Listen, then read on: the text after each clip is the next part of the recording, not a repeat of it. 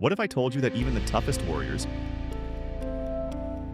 Marines, Rangers, and elite athletes still fail Navy SEAL selection?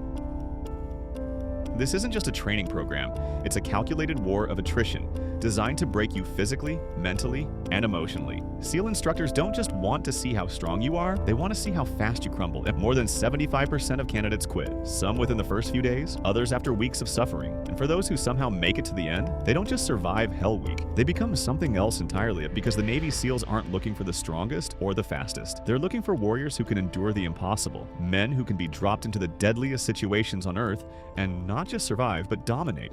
But what does it actually take to earn the Trident? How does the SEAL selection process push men past their breaking point? Today, we're diving deep inside one of the most brutal military selection courses on the planet. And by the end of this video, you'll understand exactly why only a select few will ever make it through.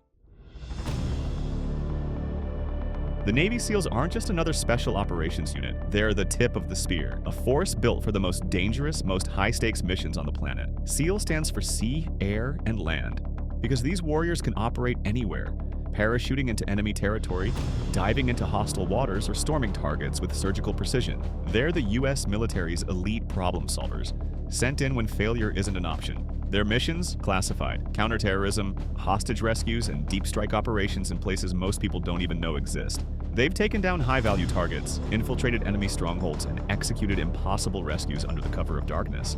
But becoming a Navy SEAL isn't just about shooting, diving, or jumping out of planes. It's about proving that when your body fails, when your mind is screaming to quit, you push forward anyway. That's why their selection process is one of the most brutal on Earth. Out of hundreds who try, only a handful survive the gauntlet. And for those who do, the real test is only beginning. Earning a place among the Navy SEALs starts with one of the most unforgiving selection courses in the world.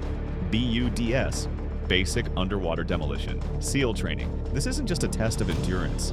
It's a systematic effort to break you, to strip away the weak, and to find out who can push past the limits of human suffering.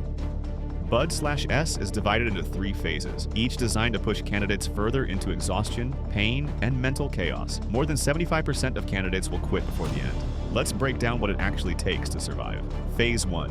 Physical and mental breakdown, weeding out the weak before Hell Week even begins.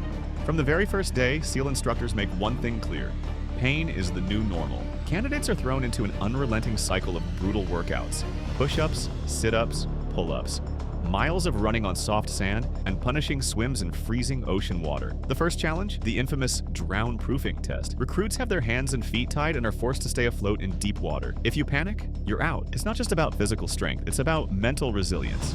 The instructors are watching for any sign of hesitation, fear, or weakness.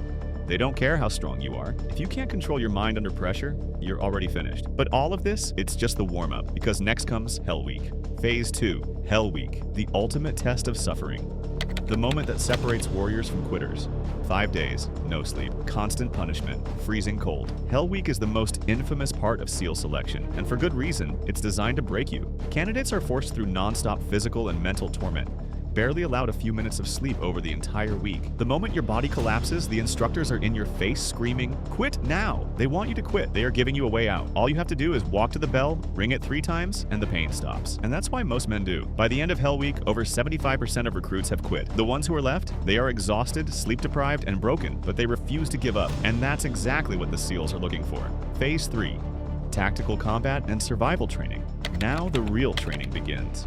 If you somehow survive Hell Week, you're not even close to becoming a SEAL. Now, the real test begins. This phase turns candidates into warriors. It's not just about physical endurance anymore. It's about combat skills, tactical precision, and mental toughness under fire. Underwater demolition training, planting explosives and executing sabotage missions beneath the surface.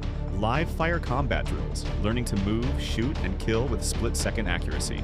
Land warfare training, mastering ambushes, infiltration, and night operations. Survival scenarios, pushed to the limits in extreme conditions, with zero room for error. By the time candidates reach the end of this phase, they're more than just tough, they're battle-ready. But even now, they aren't SEALs yet, because the final test is still to come. The final test, SEAL Qualification Training, SQT.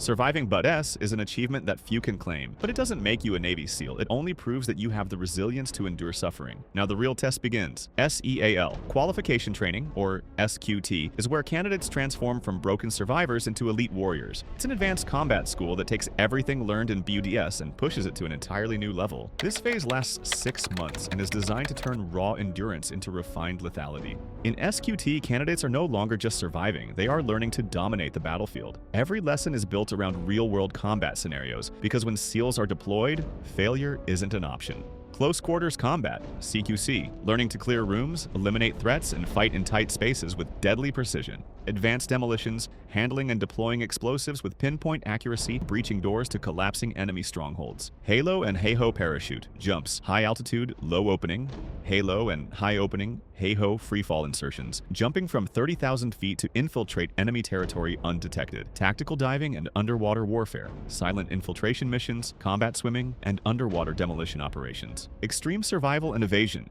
how to disappear behind enemy lines, resist interrogation, and escape captivity. Every skill is taught under maximum stress, because in the field, hesitation means death. The final crucible, the ultimate mission simulation. At the end of SQT, candidates face one last test, a real-world combat simulation so intense, it pushes them to the breaking point one final time. They are deployed into a full-scale battle scenario where every decision is life or death. There are no rehearsals, no second chances, live ammunition, real-time objectives, and a mission that will determine whether they are ready to wear the Trident. If they fail, they are sent back, sometimes permanently. If they succeed, they are officially Navy SEALs. But the truth is, this is just the beginning. Out of every 100 men who attempt Bud S, fewer than 25 will ever become Navy SEALs. The rest, broken, beaten, and sent back to the fleet, their dreams of joining the elite shattered. But here's the shocking truth. The ones who make it aren't always the biggest, strongest, or fastest. Some of the best athletes, marathon runners, bodybuilders, even Olympic-level competitors fail within days. Why? Because becoming a SEAL isn't about raw physical ability. It's about refusing to break when everything inside you is screaming to quit.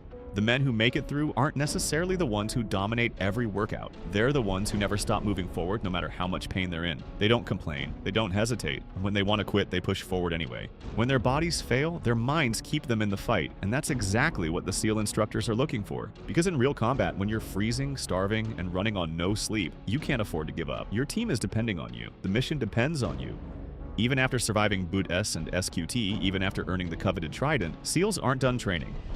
Once they join a team, they are pushed through some of the most extreme combat preparation in the world. High-stakes hostage rescues, classified counterterrorism missions, and training that replicates the deadliest war zones on Earth. And when they are finally deployed, they vanish. No public records, no recognition, just missions in the shadows, operating where wars are won before they even begin. Only a select few will ever make it through SEAL training, and even fewer will go on to become legends. But for those who do, they become part of the most elite brotherhood in military history. Surviving SEAL training is one of the hardest things a human can endure, but even after the brutal selection process, even after months of elite combat training, the real test is still to come. Because the moment a Navy SEAL earns his Trident, he doesn't get a break. He disappears into the shadows, sent on the world's most dangerous and classified missions. Missions so extreme, most people will never even know they happened. SEALs have executed some of the most legendary operations in military history, raiding terrorist compounds, eliminating high-value targets, and rescuing hostages from deep behind enemy lines. But what actually happens when a SEAL team is deployed? How do they erase threats, disappear without a trace, and execute the impossible? In one of our next videos, we're diving into the most mind-blowing SEAL missions of all time. So if you want to know the secrets behind the most dangerous warriors on the planet, hit that subscribe button now, because what you're about to learn is straight out of a classified playbook.